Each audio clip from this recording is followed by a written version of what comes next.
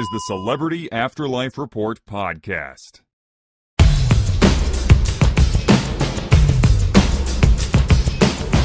Hello and welcome to the Celebrity Afterlife Report podcast. I am the celebrity medium.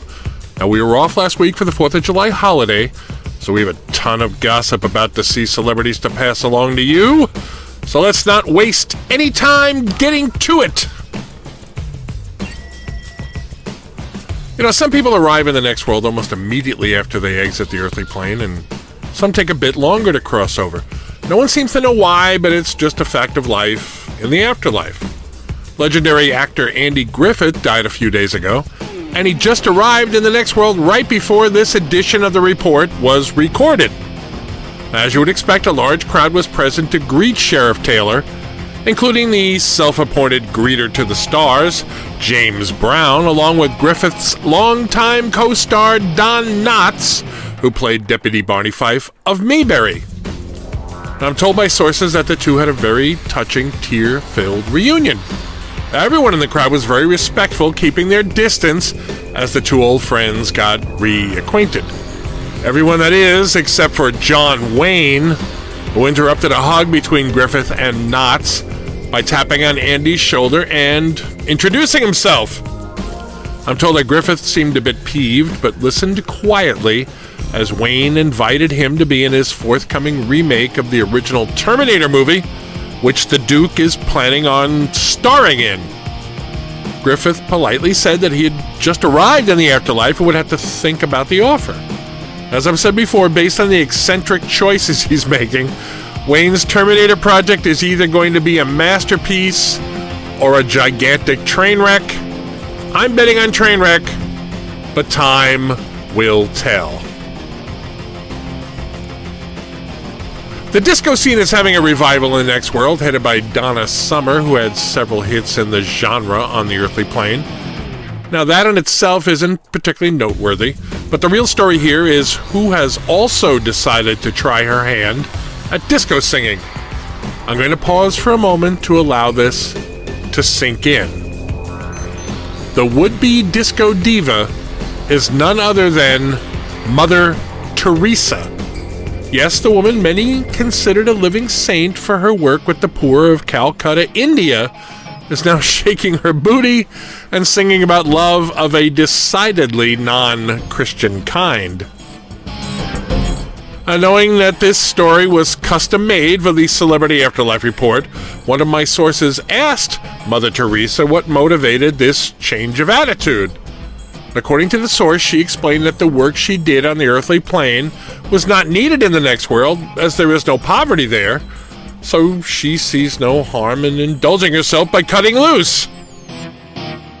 I should point out that everyone in the afterlife looks as they did at their adult best on the earthly plane, so while I doubt she could be a supermodel, Mother Teresa does not look like the pictures you've seen of her.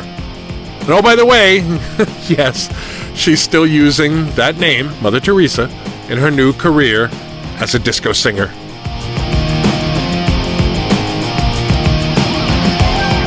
If you arrive in the afterlife anytime in the near future, you'll have the opportunity to see the original Ramones lined up in concert, according to my next world sources. Tommy Ramone transitioned to the afterlife the other day and was greeted upon his arrival by former bandmates Joey and Johnny Ramone. Now, Joey explained to Tommy that fellow Ramone Dee Dee was en route to the reunion. Joey and Johnny greeted Tommy warmly and invited him to rejoin the band for a tour of the next world. I'm informed that Tommy accepted immediately and seemed thrilled at the prospect of getting the band back together, in the phrase from the Blues Brothers movie. One of my sources followed the boys to a nearby rehearsal hall where, he tells me, the Ramones started running through their old tunes just as soon as Dee Dee arrived. Several weeks ago, I told you about the very unlikely romance between sex symbol Marilyn Monroe and pop artist Andy Warhol. People in the afterlife were amused and baffled by their pairing, as it was well known on the earthly plane that Warhol was, and apparently still is, gay. Many tongues were wagging as people wondered what the attraction could possibly be, given that Marilyn looks as terrifically sexy as she did on the earthly plane, and could definitely have her choice of straight men. The unofficial over-under on the duration of the relationship was 3 months, but it's gone well beyond that at this point, with no end in sight. Sources say that the two have been seen out and about in public on several occasions recently, holding hands and smiling warmly at each other. Neither of them seems inclined to comment for publication on the nature of the relationship, only saying that they are very close friends, and that anything beyond that is none of anyone's business. And with that, we will draw this edition of the Celebrity Afterlife Report to a close. Please come back next week for more gossip about all your favorite deceased celebrities.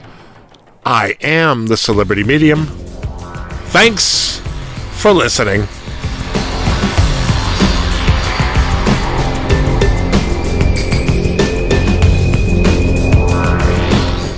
You've been listening to the Celebrity Afterlife Report podcast.